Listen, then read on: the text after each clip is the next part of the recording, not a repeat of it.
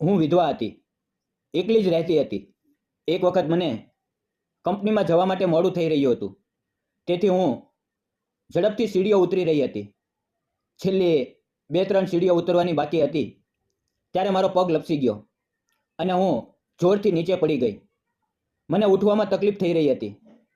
ત્યારે એક યુવાન મારી તરફ દોડતો આવ્યો. તેણે મને સહારો આપ્યો, મને હોસ્પિટલ લઈ ગયો અને પછી પાછો ઘરે લઈ આવ્યો. તે વખતે ઘરમાં અમે બંને જ હતા. તેણે મારી સાથે તો નમસ્કાર મિત્રો, મારું નામ આશાવરી છે. મારી ઉંમર 31 વર્ષની છે. હું વિધવા છું. આ સમયે હું ભાડાના રૂમમાં બીજા માળ પર રહું છું અને સામે જ મારી ગેલેરી છે. હું એક કંપનીમાં જોબ કરું છું. તે કંપની ચોકલેટ બનાવે છે. રવિવારે કંપનીની રજા હોય છે, તેથી હું તે દિવસે આરામ કરી રહી હતી. તે દિવસે હું સવારે થોડી મોડી ઉઠી, નાઈ, ખાવાનું બનાવ્યું અને કપડાં ધોયા. પછી તે કપડાં લઈને ગેલેરીમાં સુકવવા માટે ગઈ. અચાનક મારી નજર સામેની ગેલેરી તરફ ગઈ. સામેની ગેલેરીમાં મને એક યુવાન દેખાયો. તે લગભગ મારા કરતાં 1-2 વર્ષ મોટો હશે અથવા મારી જ ઉંમરનો હશે. તે જોવામાં ખૂબ હેન્ડસમ હતો, પરંતુ મને આશ્ચર્ય એ વાતનું હતું કે તે ગેલેરીમાં કપડાં સૂકવી રહ્યો હતો. અમારે અહીં હંમેશા સ્ત્રીઓ જ કપડાં સૂકવે છે, પરંતુ મેં પહેલી વખત કોઈ પુરુષને આમ કરતા જોયો. તે પહેલા ઘણા દિવસોથી સામેની ગેલેરી ખાલી જ દેખાતી હતી. ત્યાં કોઈ રહેવા આવતું નહોતું. હું જ્યારે કપડાં સૂકવી રહી હતી ત્યારે વારંવાર તેની નજર તેની તરફ જોઈ રહી હતી.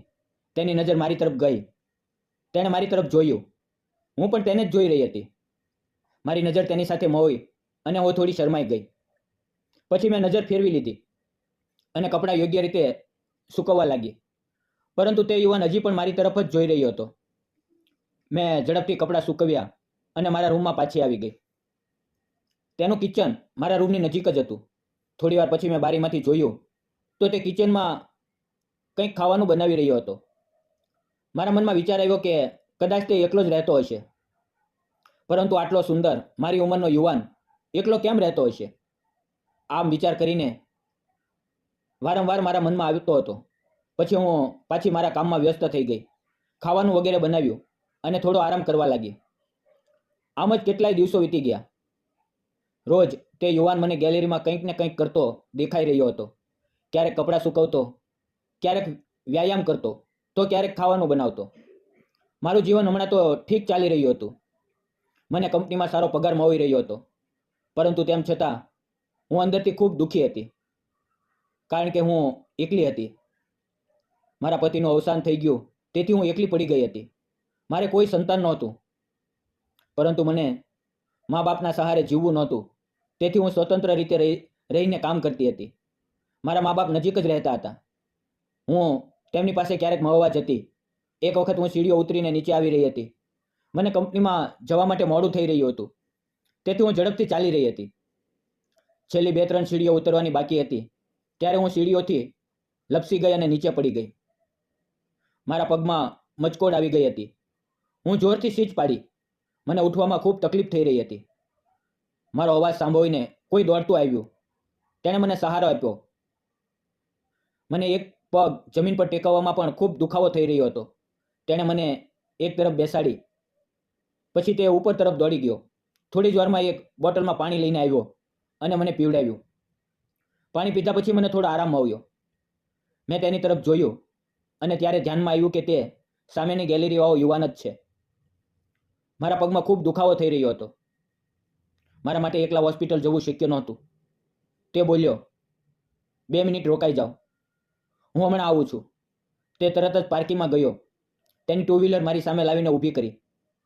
સ્ટેન્ડ પર ગાડી લગાવી મને હાથથી સહારો આપીને તે ગાડી પર બેસવાનું કહ્યું.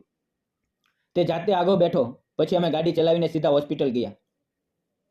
હોસ્પિટલની સામે તેણે ગાડી રોકી, ગાડી સ્ટેન્ડ પર લગાવી, મને સહારો આપ્યો અને બોલ્યો, એક પગ પર ઊભા રહો, હું છું ને. તે પણ ગાડીમાંથી ઉતર્યો. તેણે મારો એક હાથ તેના ખંભા પર મુકાવ્યો અને તેના ખંભાના સહારે હું લંગડાતી એક પગ પર ચાલવા લાગી. તે મને સીધો હોસ્પિટલમાં લઈ ગયો. હું દુખાવાથી તડપી રહી હતી. હું તેની તરફ જોઈ રહી હતી. ત્યારે ડૉક્ટર આવ્યા. તેમણે મારા પગનું એક્સરે કર્યો, સારી રીતે ચેકઅપ કર્યું. વધુ કંઈ ગંભીર નહોતું, પરંતુ પગ મરોડાઈ ગયો હતો, એટલે કે સીડીઓ ઉતરતી વખતે મારો પગ વળી ગયો હતો અને તેની પર વધુ જોર પડવાથી નસોમાં ખેંચાણ આવી ગયું હતું. ડૉક્ટરે મને 5-6 દિવસનો સંપૂર્ણ આરામ કરવાની સલાહ આપી. તેમણે મારા પગ પર કપડાનું બેન્ડેજ બાંધ્યું જેથી પગને સહારો મળી શકે. તે યુવાન મારા માટે ખૂબ દોડધામ કરી રહ્યો હતો. ડૉક્ટરે મને ઇન્જેક્શન આપ્યું, કેટલીક દવાઓ લખી જે તે મેડિકલમાંથી લેવા ગયો. ડૉક્ટરની ફી પણ તેણે જ આપી કારણ કે તે વખતે મારી પાસે પૈસા નહોતા. તે ઘરે જ રહી ગયો. તેણે પછી મને તેની ગાડી પર બેસાડી અને અમે ઘરે આવી ગયા. હું બીજા માળ પર રહું છું તેથી તેણે મને તેના ખંભાનો સહારો આપીને ઉપર ચડાવી. તે મને મારા રૂમમાં લાવીને એક સોફા સેટ પર બેસાડી દીધી. મેં તેને કહ્યું, રોકાઈ જાઓ, ચા પાણી તો બનાવી દઉં. પરંતુ તે બોલ્યો, ચા અત્યારે નહીં, તમે બીમાર છો, તમને હમણાં માત્ર આરામની જરૂર છે, પછી ક્યારેક આવીને ચા પીશ. મેં તેનો આભાર માન્યો ત્યારે તે બોલ્યો, આભાર કઈ વાતનો? આપણે એકબીજાની મદદ કરવી જોઈએ. તે ખૂબ સારી રીતે વાતો કરતો હતો. તેનો વાત સાંભળીને જ મને સારું લાગતું હતું. તે ગયો તો હું એક પગ પર લંગડાતી ગેલેરીમાં આવી. તે સીડીઓ ચડીને ઉપર જઈ રહ્યો હતો. અમે બંને એકબીજા તરફ જોયું અને હળવી મુસ્કાન આપી. પછી હું એક રૂમમાં આવી આરામ કર્યો. ડૉક્ટરે 5-6 દિવસનો સંપૂર્ણ આરામ કરવાનું કહ્યું હતું. તેથી હું કંપનીમાં જઈ શકતી નહોતી. મેં કંપનીમાં ફોન કરીને કહ્યું કે હું બીમાર છું અને કેટલાક દિવસો રજા પર રહીશ. હવે હું ઘરે જ હતી. એકલાપણું અનુભવાઈ રહ્યું હતું. મને કંઈ સારું લાગી રહ્યું નહોતું. તેથી હું ગેલેરીમાં ખુરશી મૂકીને બેસી હતી.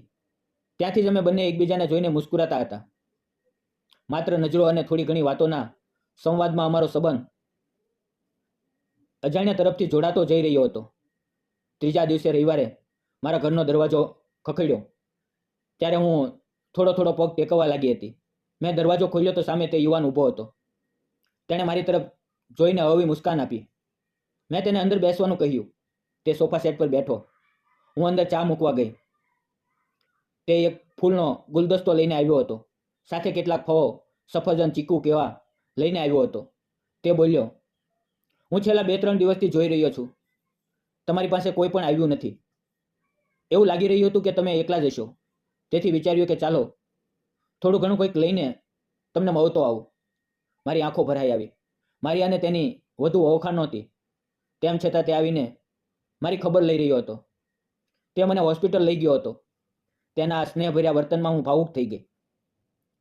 ચા ક્યારની ઉભરાઈ ગઈ હતી. મારું ધ્યાન જ નહોતું. તે તરત ઉઠીને કિચનમાં ગયો અને ગેસ બંધ કરી દીધો. પછી અમે બંને 2 કપ ચા રેડી. હું પણ તેની પાછળ ગઈ અને બોલી, સોરી, મારું ધ્યાન નહોતું. તે બોલ્યો, કોઈ વાત નહીં, બધું બરાબર છે. તે ખૂબ સીધા સ્વભાવનો હતો. તેણે મને 1 કપ ચા આપી અને બીજો જાતે લીધો. અમે બંને સોફા ઉપર સામે સામે બેઠા હતા. ચા પીતા પીતા અમે બંને એકબીજા તરફ જોઈ રહ્યા હતા. તે બોલ્યો, હવે તબિયત કેવી છે? હું બોલી, હવે સારું લાગી રહ્યું છે. હવે થોડું ચાલવા લાગીશું. પગ પર વજન આવી રહ્યો છે. પછી અમે એકબીજા વિશે વાતો કરવા લાગ્યા. મેં તેને કહ્યું, હું તમને ઘણા દિવસથી જોઈ રહી છું. તમે એકલા જ રહો છો ને? ઘણી વખત તમને ખાવાનું બનાવતા અને કપડાં સૂકવતા જોયા છે. તમારા લગ્ન થયા નથી કે? તે બોલ્યો, થયા હતા, પરંતુ મારી પત્નીનું લગ્ન પહેલાં કોઈ અન્ય પુરુષ સાથે પ્રેમ હતો. પછી એક દિવસ મેં તેને તલાક આપી દીધો અને મેં તેને કહ્યું, તું જ્યાં ખુશ રહી શકે ત્યાં રહે, મને કોઈ વાંધો નથી. તે તેના પ્રેમી સાથે રહે છે, આઝાદ છે. મેં તેને કોઈ તકલીફ આપી નથી. આમ પણ મને એકલા રહેવું પસંદ છે. જો અમારું મન સાફ હોય તો અને કોઈનું ખરાબ ન કર્યું હોય તો અમને પણ શાંતિ મળે છે. તેની વાતો મને ખૂબ પસંદ આવી. હું બોલી, સાચું છે, પરંતુ તમે હજી તમારું નામ કહ્યું નથી. તે મુસ્કુરાયો અને બોલ્યો, મારું નામ અમિત છે. હું એક ગામનો છું. અહીં એક કંપનીમાં મેનેજર તરીકે કામ કરું છું. પછી તેણે પૂછ્યું, તમારું નામ? હું બોલી, મારું નામ આશાવરી છે. હું વિધવા છું. લગ્નને 5-6 વર્ષ થયા છે, પરંતુ કેટલાય વર્ષમાં જ મારા પતિનું અવસાન થઈ ગયું. મેં તેમની સાથે ખૂબ પ્રેમ કર્યો. બીજા લગ્ન કરવાનું ક્યારેય મન થતું નથી. હું એકલી રહું છું. ક્યારેક આ જિંદગી ખૂબ ચૂભતી હોય છે. લોકો ગંદી નજરથી જુએ છે, જેનાથી વધુ તકલીફ થાય છે. આ સાંભળીને તેની આંખોમાં પણ આંસુ આવી ગયા. પછી અમે ઘણી વાર વાતો કરતા રહ્યા. કેટલાય સમય પછી તે બોલ્યો, ચાલો હવે હું જાઉં છું. હું બોલી, જ્યારે મારો પગ ઠીક થઈ જશે ત્યારે હું તમને ખાવા પર બોલાવીશ, જરૂર આવજો. તે મુસ્કરાઈને હા બોલ્યો. તેના ગયા પછી હું તેની જતી પડછાયાને જોઈ રહી હતી. તે ખૂબ નિર્મળ હૃદયનો હતો. તેના વર્તનમાં કોઈ સ્વાર્થ નહોતો. તેની સુંદરતા માત્ર ચહેરા પર જ નહીં, પરંતુ હૃદયમાં પણ હતી. મારું મન તેની તરફ ખેંચાતું ચાલ્યું ગયું. હવે મારો પગ ઠીક થઈ ગયો હતો. હું ફરી ઓફિસે જવા લાગી હતી. અમે બંને ફરી ગેલેરીમાંથી એકબીજાને જોવા લાગ્યા. ધીમે ધીમે રવિવાર આવી ગયો. આજે મારે રજા હતી. મેં નક્કી કર્યું આજે અમિતને ખાવા પર બોલાવવો છે. હું ગેલેરીમાં ગઈ ત્યારે તે વ્યાયામ કરી રહ્યો હતો. તેનું શરીર સુગંધિત અને મજબૂત લાગી રહ્યું હતું. તેણે બનિયન પહેરી હતી અને તે ખૂબ સારો લાગી રહ્યો હતો. મેં તેને ઈશારો કરીને બોલાવ્યો. તે મુસ્કરાયો. મેં કહ્યું, આજે રજા છે, 10 વાગ્યે ખાવા પર આવજો. તેણે હસતા હસતા હા કરી. મેં તેના માટે શ્રેષ્ઠ ખાવાનું બનાવ્યું. બધા પસંદગીના વ્યંજનો બનાવ્યા. બરાબર 10 વાગ્યે દરવાજા પર બેલ વાગી. હું દરવાજા તરફ ગઈ. દરવાજાની જાળીમાંથી જોયું. અમિત સામે ઊભો હતો. તેણે સુંદર કપડાં પહેર્યા હતા. મહેકતું પરફ્યુમ લગાવીને આવ્યો હતો. મેં દરવાજો ખોલ્યો. તેને અંદર બેસવાનું કહ્યું. તેને પાણી આપ્યું. મેં છટાઈ બિછાવી અને ખાવાનું પીરસ્યું. તે બોલ્યો, હું એકલો નહીં ખાઉં, તમે પણ ખાઓ. થોડો સંકોચ થયો, પરંતુ મેં મારા માટે પણ એક થાળી પીરસી અને તેની પાસે બેઠી.